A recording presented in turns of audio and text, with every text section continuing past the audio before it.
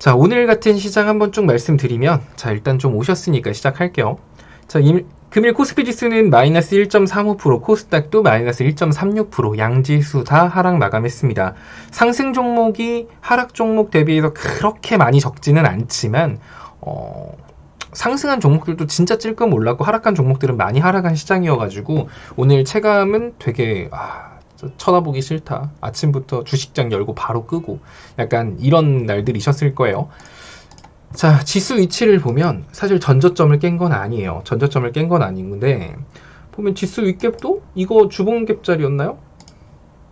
주봉갭자리도 하나, 지수의 주봉갭자리가 살아있고 3100선에도 살아있어요. 자, 그럼 결국 이 자리는 3100선의 갭자리를 메꾸기 위해선 조건이 유가가 폭락해야 돼요. 일단은 제일 중요한 건 유가가 무너져야 됩니다. 국제 유가가 무너지기 위해서는 오펙에서 감산, 그러니까 감산이 아니라 증산, 더 많이 원유를 생산한다 라는 얘기가 나오던가, 아니면 중국이 에너지란에서 조금 자유로워졌다 이런 얘기가 나온다라고 하면 그때부터 유가 조정이 오겠죠. 유가 조정이 와야 3100선도 볼 수 있는 겁니다. 물론 유가 조정이 온다 그래서 3100선 뚫고 막 더 위로 올라가거나 이러진 않아요. 하지만 필수적으로 지금 시장이 반등하기 위한 필수 조건은 국제 유가의 폭락입니다. 그거를 인지하시면 돼요. 기름값 떨어지라고 맨날 기도하시면 됩니다. 일봉상으로는 저점을 깨진 않았습니다. 다만 지금 주봉에서 보면은 61선, 생명선이거든요. 데드라인이에요. 지금 이 자리를 막 이탈할랑 말랑 하고 있는데, 아마 어쨌든 주봉이 끝나는 거는 금요일날 주봉이 끝나요. 그래서 월, 화, 수, 목 내리다 빠져도 금요일날 쭉 말아 올려서 이 자리 지켜줄 가능성 상당히 높아요.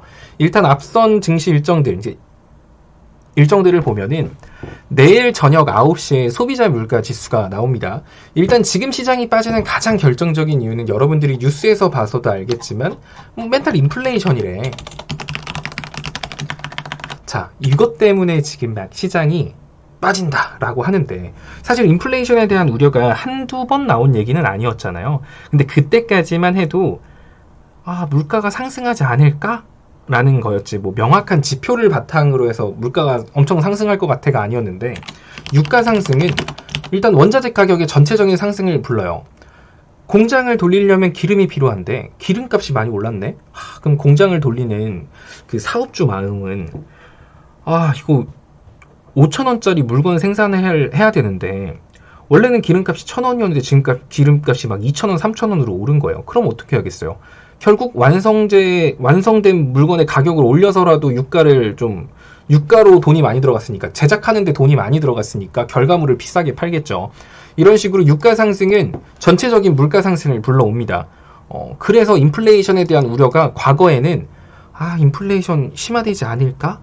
이거 생산자 지표, 소비자 물가 지수 이런 거 보니까 과거보다 물가가 좀 오른 것 같아 였지만, 유가가 상승하면은 과거는 그냥 오르지 않을까 였는데 지금은 유가가 상승하면 올라요. 물가는 이거는 정해진 거거든요.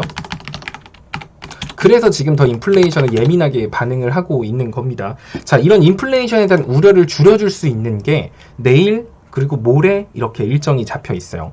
자, 내일 저녁 9시에 소비자 물가 지수가 나옵니다. 보통 이거 가지고 보통은 인플레이션에 대한 우려가 심해졌다 적어졌다를 판단할 수 있는 거거든요. 일단 9월 소비자 물가 지수가 내일 저녁 9시에 나옵니다. 국내 시장에.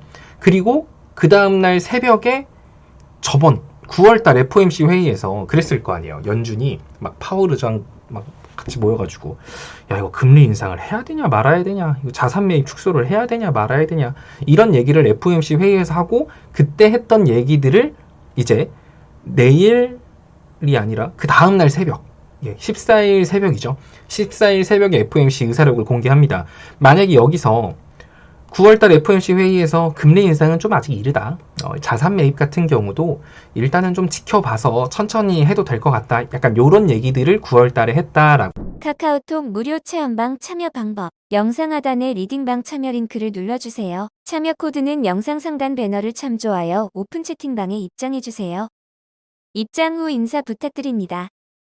공지사항을 확인해주시고 갭 교육 영상 시청해주세요. 감사합니다. 하면 인플레이션에 대한 우려가 줄어들겠죠. 유가가 상승해도. 그러면 이제 내일 모레부터 해서 시장이 기술적 반등이 나올 가능성이 높다라는 거예요. 물론 그 회의록이 야 이거 금리 인상해야겠다 혹은 소비자 물가지수가 굉장히 많이 올라갔다 이런 결과로 나온다라고 하면 시장은 아래로 더 죽을 수도 있습니다. 그럴 가능성은 그렇게 크지 않다라고 보고 있기는 해요. 왜냐하면 나스닥도 위에 갭자리를 만들어 놓은 상태이기 때문에 뭐 그렇습니다.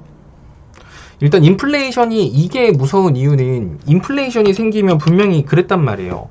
원래 파월 연준 의장이 그랬어요. 예전에는 뭐 인플레이션 그 일시적인 거예요. 별로 신경 안 써요. 이랬는데 지난번에 청문회에서였나? 그랬어요. 인플레이션이 만약에 심해지면 연준은 뭔가 다양한 방법을 활용을 할 수밖에 없다. 이런 식으로 말투가 바뀌었단 말이에요. 자, 인플레이션이 심해지면 연준은 무언가를 해야 될 수도 있어요. 그 무언가가 금리 인상이란 말이에요. 지금 시장은 인플레이션에 대한 이걸로 인해서 그 무언가가 금리 인상이 따라올까봐 지금 굉장히 겁을 먹고 있는 상황. 근데 인플레이션을 가속화시킬 수 있는 게 유가 상승. 이게 복합적으로 그런 거죠. 근데 만약 유가가 하락한다? 그러면 이제 인플레이션에 대한 우려가 줄어들게 될 거예요.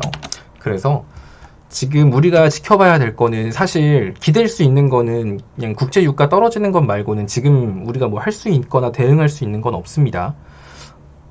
유가 계속 올라가면 시장 계속 빠질 거예요. 그래도 밑갭자리는 만들어 놓은 상태일 거고 유가가 또 너무 상승하게 됐을 때는 전 세계 증시가 휘청휘청 할 거라서 분명 미국이나 뭐 다른 나라에서 러시아, 중국 뭐 다른 중국은 산유국이라고 할 수 없으니까 세계 경제가 흔들리게 되면 분명히 증산에 대한 얘기를 할 거예요. 유가를 안정화시키기 위해서 우리가 기름을 더 많이 생산해야 될 것 같다. 공급량을 늘려서 유가를 하락시키자. 이런 얘기가 나올 거거든요. 아마 그 회의가 10월 말인가? 11월인가? 또 있어요. 그래서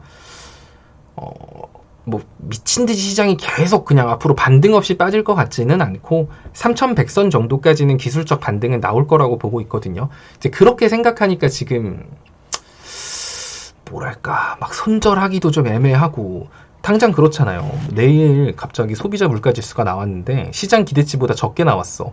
그래서 인플레이션에 대한 우려가 줄었습니다 란 말만 나와도 시장은 반등할 거거든. 그래서 지금 당장 막 모든 종목을 손절치고 현금을 들고 있다가 그런 얘기가 나오면 완전 손절 그냥 털리고 끝나는 거거든요, 막말로. 그래서 지금은 사실 뇌동 손절보다는 자금의 이동 방식으로만 대응하는 게 맞지 뭔가 섣부르게 손절하기도 좀 이른 것 같아요. 그렇다고 한들 근데 지금 그러니까 섣부르게 추매도 하면 안 되는 거예요. 얼마 안 남은 여러분 계좌에 현금이 얼마 안 남았을 거예요. 그거라도 그냥 꽉 쥐고 있는 게 나아요. 뭐 손절을 해서 현금을 엄청 많이 늘린다? 이랬는데 만약에 시장이 박살나면 완전 땡큐지만 여기서 시장 반등하면 완전 닭 쫓던 개가 되는 거거든요. 그래요. 그래서 지금 여러분들이 생각할 건 그냥 추매만 하지 마요. 추매만 하지 말고 그냥 있는 현금 잘 들고 있고 추매보다는 차라리 신규 진입이 나아요. 신규 진입해서 10,000원이든 5,000원이든 메로나 하나든 이렇게 조금씩 벌고 다시 그 현금 그대로 들고 있는 게 낫지 기존 종목이 열심히 콸콸콸 물타는 거는 지금 시점에서 되게 애매한 방법이라고 생각을 합니다. 그러니까 그냥 그것만 알아요. 추매만 하지 마요. 추매만 하지 마요. 신규 진입 오케이. 추매 노. 왜냐면 추매를 했다는 건 이제 앞으로 추세가 전환될 것이다. 그러니까 앞으로 오른다. 하루 이틀 오르는 게 아니라 이게 아니라 계속 당분간 약간 이렇게 오를 거에 대한 확신이 있을 때는 추매를 해도 상관이 없거든요. 근데 지금 시장이 올라가도 순간적인 기술적 반등으로 끝날 가능성이 높아서 순간적인 기술적 반등을 노려서 조금 먹는 거는 차라리 신규 진입해가지고 1, 2%라도 2, 3%라도 먹고 나오는 방식이 나은 거지. 지금 추매를 했다. 그래봐야 기술적 반등 하루 이틀 나온다 한들 여러분들 평단가까지 안 올라가요. 그리고 여러분들이 하루 이틀 오른 거 가지고 탈출할 수 있을 정도로 그렇게 많은 양을 추매할 수 있는 상황도 아닐 거예요. 그래서 여러분들은 지금 제발 이거 더 살까요? 더 사지 마요. 그냥 더 사지 마. 더 사봐야 어차피 추세가 바뀌지 않는 한 하루 이틀 오른다고 여러분 평단 안 온단 말이죠. 카카오톡 무료 체험방 참여 방법. 영상 하단의 리딩방 참여 링크를 눌러주세요. 참여 코드는 영상 상단 배너를 참조하여 오픈 채팅방에 입장해주세요. 입장 후 인사 부탁드립니다. 공지사항을 확인해주시고 갭 교육 영상 시청해주세요. 감사합니다.